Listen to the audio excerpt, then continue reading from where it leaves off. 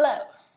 So I have a thought in my head and I've been doing a lot of writing today, so I'm a little lazy to journal it.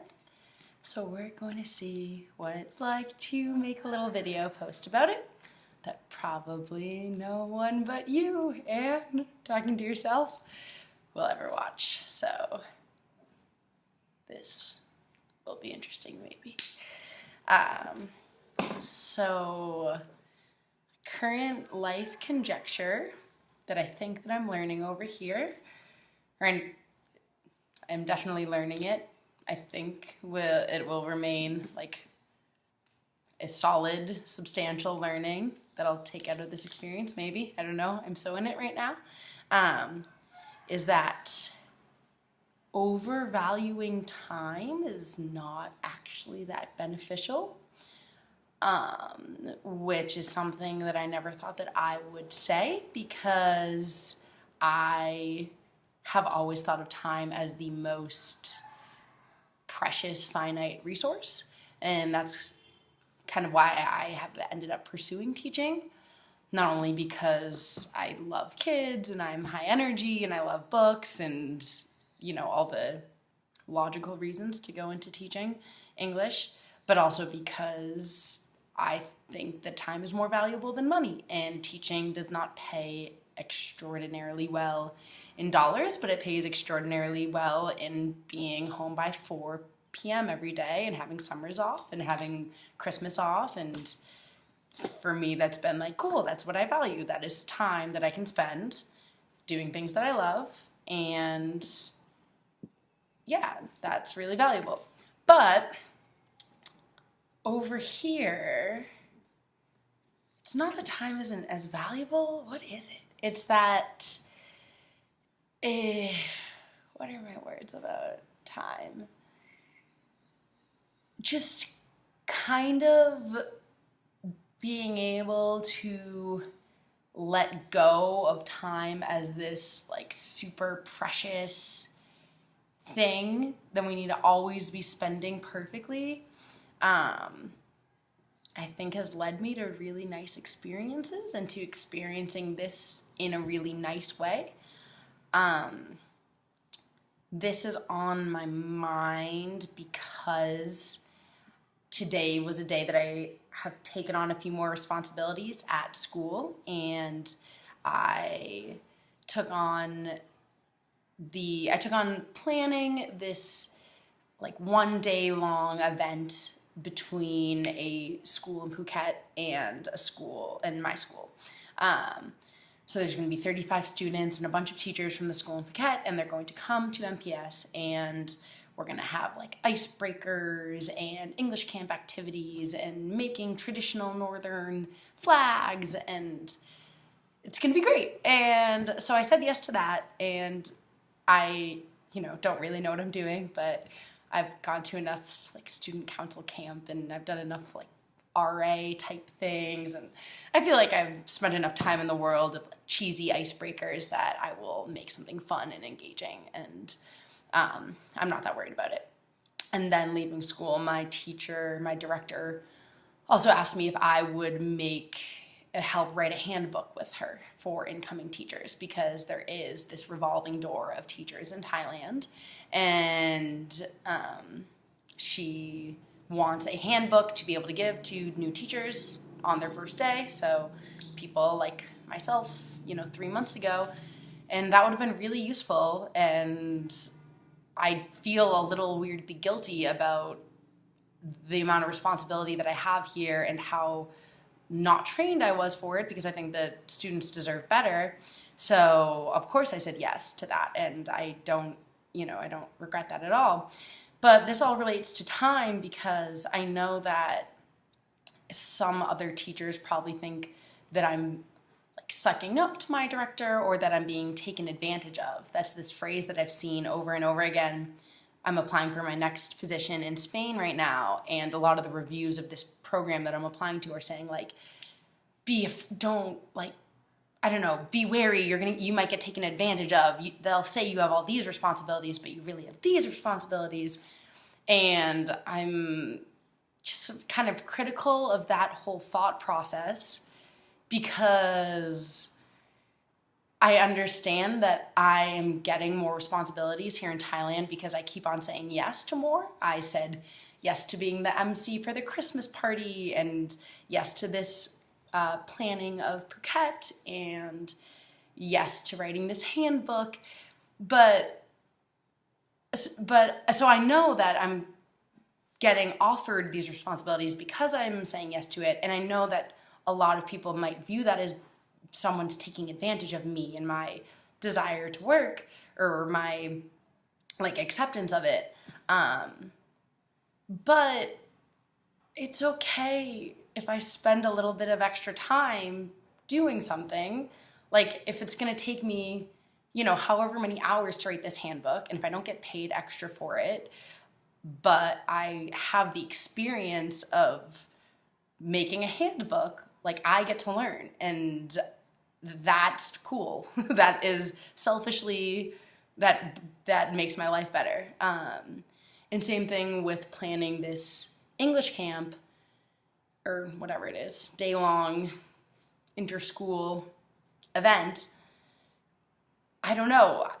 You don't do anything amazingly the first time that you do it, and I feel like I get to kind of take the risk of trying to do it as well as possible. But if I mess up, like, whoops, okay. Like I don't know, Thailand is a pretty forgiving place to make mistakes, and the Thai school systems are pretty go with the flow, like everything's fine. So I don't feel like my director's taking advantage of me. I feel like I'm taking advantage of the amount of opportunities that I have here, which sounds like a stretch and like I'm trying to make it sound perfect, but it feels real, because my dream, my goal, what I want to be in life is I want to be this amazing English teacher in the United States. I want to get kids so excited about literature, and I want to read all these incredible novels like a million times, and I can't talk about it without smiling. And I want to be over involved. I want to be the faculty advisor for the creative writing club and the humanitarian society, or whatever ends up needing a faculty advisor. And I want to be over involved. And I want to I just want to be a dedicated teacher. So like this past weekend when I was going to hike this gorgeous mountain in Thailand, and my teacher was like, or my professor was like, just kidding, you have to actually supervise this English camp. It's not that hard to make the mental switch to, cool, I'll have other weekends. My time isn't like gold. Like it's okay if I spend my time in this other way, in this surprise way. It's okay if I spend my time in a way that I wasn't initially planning, because now I've had practice being a supervisor at a traditional camp, and like that was also so fun for me. I got to make arts and crafts all weekend and eat really yummy food and hang out with my students while we were kind of on the same level rather than like an authority level, because I wasn't teaching them. So that's the other angle of this whole core of like letting go of this crazy intense importance that I've been placing on time. The other thing that comes out of that is I don't overthink as much, and I'm not as worried because I have removed a lot of those thoughts of like, is this the right way I'm spending my time? Am I making the right decision? Because there's like no wrong way to spend your time. I want this to be really convincing because it feels really solid and certain inside of me right now, but I don't think it's coming out that convincing. Yeah, I think taking away some of the value of time is actually a secret cure to worry and a secret cure to overthinking. To kind of acknowledge, like, worst case scenario, I'm wasting time. Like, worst case scenario, so let's say I'm choosing Spain next year for the place that I want to teach. In worst case scenario, I get there and I'm like, ooh, awkward. This is way worse than Thailand, and this is way worse than my life would be in the States, and whatever, this isn't that great for a number of reasons. It's kind of, I'll be able to be very sane if I'm like, okay, these are then 10 months of my life that will hopefully be very long, that I need to get creative to make not worthwhile. I need to get creative to make them like a good 10 months because I chose the wrong place. Whatever, that's okay. I'll get really into yoga, or I'll run a marathon, or do whatever. Yeah, so time rocks, definitely. It's still one of my favorite things in the world. Free time is amazing, but I think that a lot of worry is born in this idea that we need to be using our time in the best way possible at all times. So we think like that, and then we worry and we worry and we worry, and we maybe like manifest some not so nice things because we're worrying, and then we end up making this choice that we have all these expectations about because we've been so worried, and we've been like valuing our time so much that we then place all that value on the way that we decide to spend our time. And then we sometimes end up lying on our bed and scrolling through Facebook for like 2 hours straight. And that clash, I think, is really intense for a lot of people. And I think it maybe creates a lot of self-hate, or maybe that's a really strong word, but a lot of like, why aren't I better? Whereas this kind of chill relationship with time that teaching in Thailand really pushes you to feel. So I hope everyone's accepting that. If everyone of my teacher friends over here, I hope they're accepting that, if that's also the way that you've reacted to this country.